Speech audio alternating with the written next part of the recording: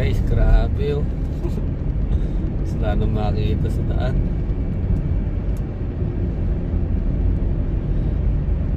Ano yung snow.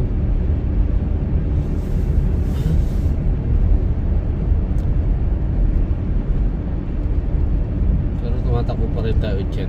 Okay na tayo rito.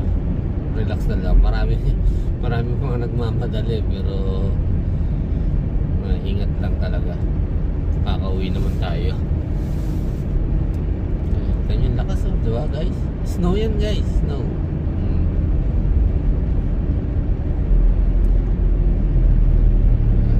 Pag may ganito may snowstorm talagang hindi lang doble, triple pag-iingat.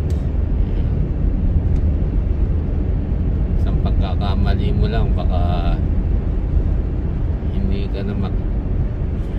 ka na makauwi sa bahay mo.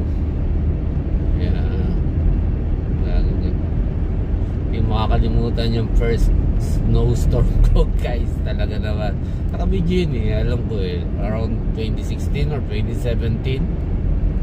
Grabe naman, tanghaling tapat, ganito kadilim na. Around 3 o'clock yata yun, biglang dumilim. Tapos yan, snowstorm. Grabe yun. Yan ang pinakaunang drive ko sa snow. Ito manageable naman pero kailangan pa rin tayo mag-ingat.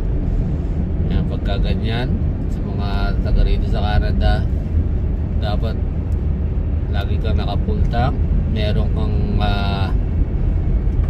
may shovel ka rin in case na mabalaho ka. Meron kang extra jacket, may food ka, water, or in case na ma-stuck ka, merong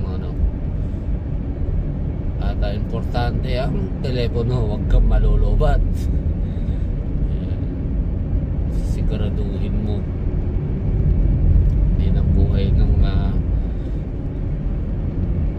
pagka may snowstorm dito sa Canada. Kaya sa mga nagbabalak na pumunta rito sa Canada at magpo-for good,